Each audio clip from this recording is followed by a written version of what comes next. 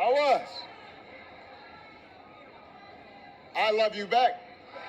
But just want to make sure everything's settled down. All right. We got everything settled back there? So where was I? We went through a historic pandemic. And then disruptions from the pandemic caused price hikes that put a strain on family budgets. And people started feeling like no matter how hard they worked, they were just treading water. So I get why folks are looking to shake things up. I understand that. What I cannot understand for the life of me is why anybody would think that Donald Trump would shake things up in a way that is good for you. There is absolutely no evidence that this man thinks about anybody but himself. I have said it before. Donald Trump is a 78-year-old billionaire who has not stopped whining about his problems since he rode down that golden escalator 9 years ago. He's complaining, he's tweeting all times of night, all caps. And when he's not doing that, he's trying to sell you stuff. Who does this? He's trying to sell you gold sneakers. Trying to sell you a $100,000 watch. Trying to sell you a Trump Bible. Wants you to buy the Word of God, Donald Trump edition. Got his name right there next to Matthew and Luke. You cannot make this stuff up. This would be like a SNL skit, except people would be like, well, that's going too far. Nobody's that crazy. No. Yes, he's doing it. Yes, he is. And the reason he's doing it is because all he cares about is his ego and his money and his status. That's his mindset. Those are his intentions. And along with those intentions, then there's also the question of his competence. I mean, y'all seen this. He's up there giving 2-hour speeches, just a word salad. Nobody's really sure what he's saying. He said he was the father of IVF. I don't know what that means. You don't either. He called January 6th a day of love, like it was Woodstock or Coachella. And if your grandpa was acting like this, you'd be worried. You'd call up your brother or your cousin. You say, hey, you notice grandpa is acting a little funny? But he acts, his behavior has become so commonplace that people don't take it seriously anymore.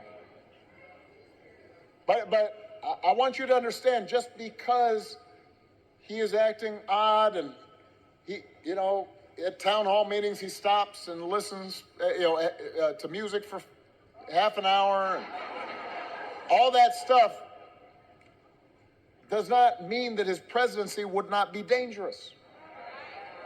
And you don't have to take my word for it. Some of you, I'm sure, read or saw some of the people who know Donald Trump best have been saying in no uncertain terms that he should not be president again. These are not liberal Democrats. These aren't woke folks. These are people who worked with him, worked for him.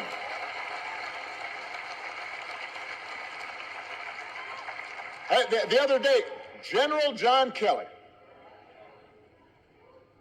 Donald Trump's former chief of staff, said that Trump told him he wanted his generals to be like Hitler's generals.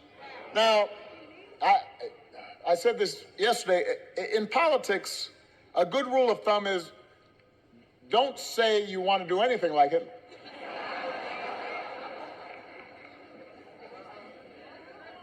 But it gives you a window into how Donald Trump thinks. And John Kelly's not the only one saying this. Two of Donald Trump's defense secretaries, understand, they were in charge of the Pentagon, said Donald Trump is dangerous. Mark Milley, his chairman of the Joint Chiefs of Staff, the very top, the pinnacle of military brass, said something similar. And I know these folks. I know John Kelly. I know Mark Milley. They served under me when I was commander-in-chief. These are, hold on. These are serious people.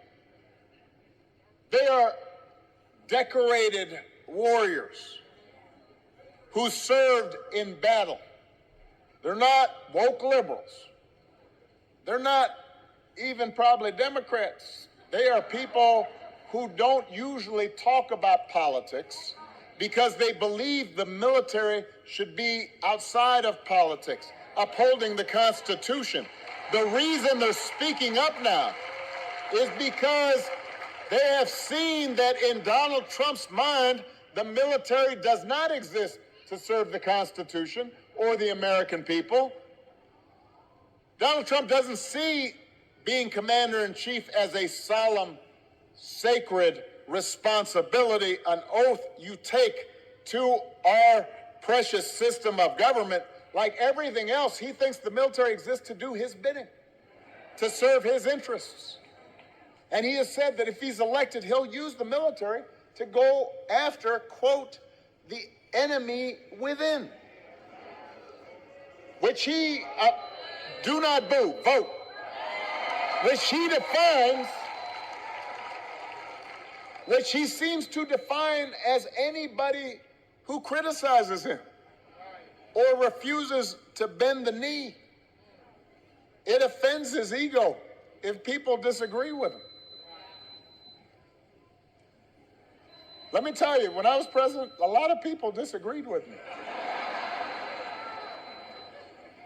You never heard me say anything remotely like you go after people in a democracy for disagreeing with you, for trying to punish people for disagreeing. This is America.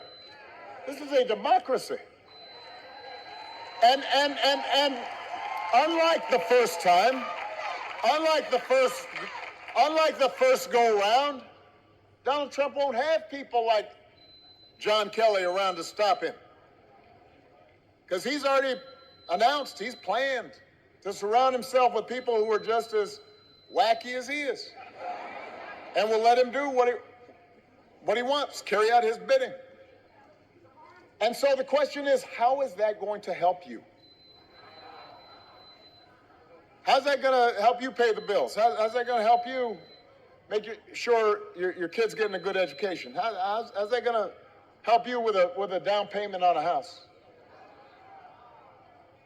We do not need 4 years of a wannabe king running around trying to punish his enemies.